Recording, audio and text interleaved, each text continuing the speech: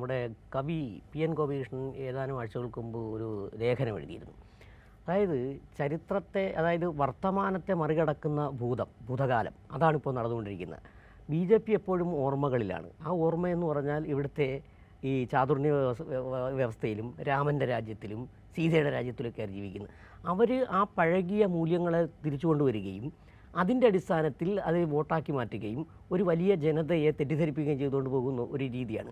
അത് വളരെ കൃത്യമായ നിരീക്ഷണമാണ് PN ഗോപികൃഷ്ണൻ നടത്തിയത്. അതായത് ബാക്കി എല്ലായിടത്തും വർത്തമാനം ഭൂതത്തെ മറികടന്നു കൊണ്ടുപോകുന്ന ഒരു രീതിയാണ്. ഇവിടെ വർത്തമാനത്തെ ഭൂതം മറികടക്കുന്നു. ഓർമ്മകൾ ഉണ്ടായിരിക്കണമെന്ന് നമ്മൾ പറയാറുണ്ട്. ഓർമ്മകൾ ഉണ്ടായിരിക്കണമെന്ന് രണ്ടർത്ഥത്തിലുണ്ട്. അവർ പറയുന്ന ഓർമ്മ ഉണ്ടായിരിക്കും, നിങ്ങൾ ഇങ്ങനെ അടിയാനായി കിടന്ന ഓർമ്മകൾ ഉണ്ടായിരിക്കണം എന്നുള്ളതാണ്. പക്ഷേ പുരോഗമന ചിന്താഗതിക്കാരായ മറ്റുള്ളവർ പറയുന്ന ഓർമ്മകൾ ഉണ്ടായിരിക്കണം. ഇങ്ങനെ ആ ഓർമ്മകളെയും ആ പഴമയെയും തള്ളിക്കളഞ്ഞുകൊണ്ട് വന്ന ഒരു പുരോഗമന സമൂഹമാണ് നമ്മുടേത്. അവിടെ ഇതൊന്നും അംഗീകരിക്കാൻ പറ്റുന്നതില്ല, ഇത് തള്ളിക്കളയേണ്ടതാണ് എന്നുള്ളതാണ്. ഈ ജാതീയത എന്ന് പറയുന്നത് സംഭവം ഇത് പറയുമ്പോൾ ഒരു 2000 വർഷത്തിലധികം പഴക്കമുള്ള ഇന്ത്യയിലെ യാഥാർത്ഥ്യം തന്നെയാണ് ജാതീയത. പക്ഷേ ഇപ്പോഴും ആ പന്തിഭോജനം കഥ, ഏച്ചിക്കാനത്തിൻ്റെ കഥ പറയുമ്പോൾ ജാതീയത ഉള്ളിൽ ഈ ഒരുപക്ഷെ പൊതുസമൂഹത്തിലും പൊതുവിടങ്ങളിൽ നിന്നും ജാതി മാറിയിട്ടുണ്ടെങ്കിലും നമ്മുടെ പുരോഗമന കേരളത്തിൽ പോലും മനസ്സുകളിൽ ഉള്ളിൻ്റെ ഉള്ളിൽ ജാതീയത നിലനിൽക്കുന്ന ഒരു സമൂഹം, ഒരു വലിയ ഭാഗം നമുക്കിപ്പോഴും ഉണ്ട്.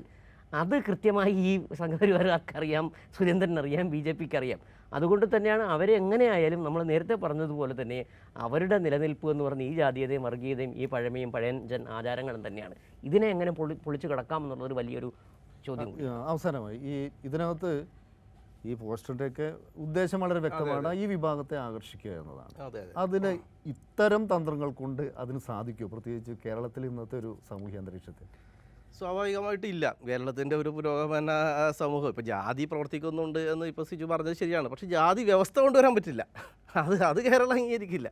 നിങ്ങൾക്ക് നിങ്ങളുടെ ഉള്ളിൽ വ്യക്തിഗതമായി ജാതിയൊക്കെ രഹസ്യമായി കൊണ്ടു നടക്കാം, ഇത്തരം നിങ്ങളുടെ കൂട്ടായ്മ പറയാം എന്നല്ലാതെ ജാതി വ്യവസ്ഥ കൊണ്ടുവരാൻ പറ്റില്ല.